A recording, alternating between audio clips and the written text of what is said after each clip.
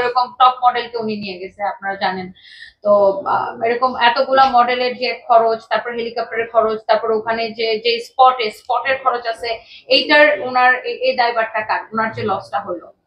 এবং আর জনক brand promoter Barisha হক, তার হাজবেন্ড অর্থাৎ কোম্পানির ডাইরেক্ট মানে এখন এই ড্রাইভারটা কে নিবে? বারিশা হক, তার হাজবেন্ড, নাকি যে হেলিকপ্টার কোম্পানি তারা নিবে?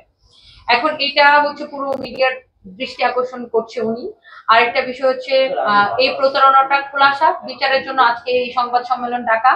এখানে আমার সাথে উপস্থিত আছেন আচ্ছা মারিয়া ক্রিস্পট আপু আসতেছে, উনি আর আমি নারী উদ্যোক্তা থেকে আমার এখন এই মুহূর্তে পরিচয় হচ্ছে আমি ওনার বোন, বিকজ উনি আমার মাকে মা ডাকছে, মানে উনি আমার মাকে মা ডাকছে, উনি আমার বড় বোন।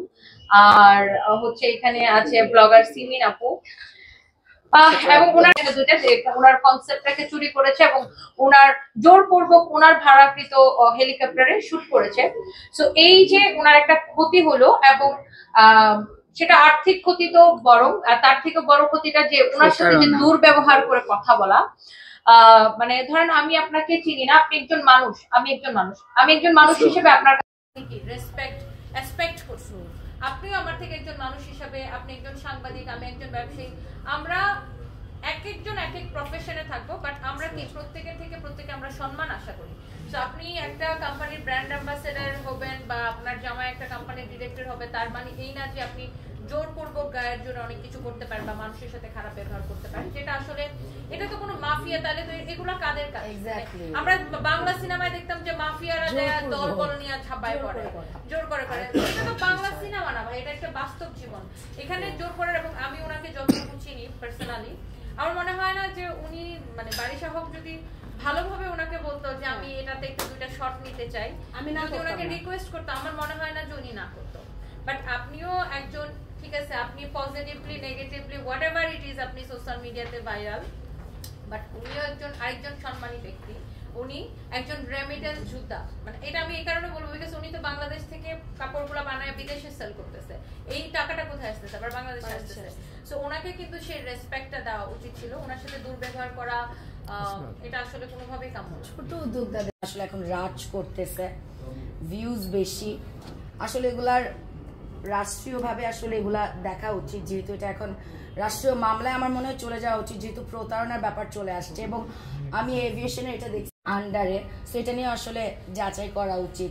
আর্মির বাংলাদেশ সেনাবাহিনীর তো তাহলে আমাদেরকে জবাবদিহিতার আওতায় আনতে হবে যে আসলে কেন এগুলো হচ্ছে। দিয়ে আমি লাইভ করছিলাম, সমালোচনা কি বলে এটাকে, নর্মাল লাইভ করছিলাম, যে আসলে আন্দোলনের সময় যে টাইমটাতে লং মার্চ, সকালবেলা আমার মনে হয় না স্টোরিতে কোনো লাভ হয় কোনো উদ্যোক্তার। আমি একজন ছোট উদ্যোক্তা ছিলাম কেকের, তো ওনাকে আমি দিছিলাম, উনি শুধু ছবি আপলোড করছে, আমার খুব একটা লাভ হয় না, বা এটাতে ইটস ওকে, কোনো সমস্যা নাই। বাট আমি নোটিস করা শুরু করি যখন আমি জিত করে আর কি ইনফ্লুয়েন্সার হয়ে যায় আর কি। তো উনি দেখতাম লং মার্চে প্রমোশন করতেছেন স্টোরির, এবং খুব সুন্দর একটা স্ট্র্যাটেজি খাটাইছেন, যেটা হচ্ছে এখন আমরা ছোট উদ্যোক্তাদেরকে হেল্প করব। আমার মনে হয় না কোনো ছোট উদ্যোক্তা সারা রাত ওনার মতো মানুষের কাছে কান্না করতে পারে, আদৌ নর্মাল মানুষই কথা বলতে পারে না। তো ওই টাইমটা থেকে আমি খুব গঠনমূলক একটা ধারণা নিয়ে আছেন। তো অনেক ধরনের হ্যারাসমেন্ট করা হয়েছে, প্রত্যেকটা প্রুফ আমার কাছে আছে। শুধুমাত্র এই ক্যামেরাগুলো আমার সামনে ছিল না, কোনো মিডিয়া আমার সামনে ছিল না, এবং ফেসবুকে কেউই দেখে নাই। আমি দেখি যে উনি ড্রেস পরে, ছোট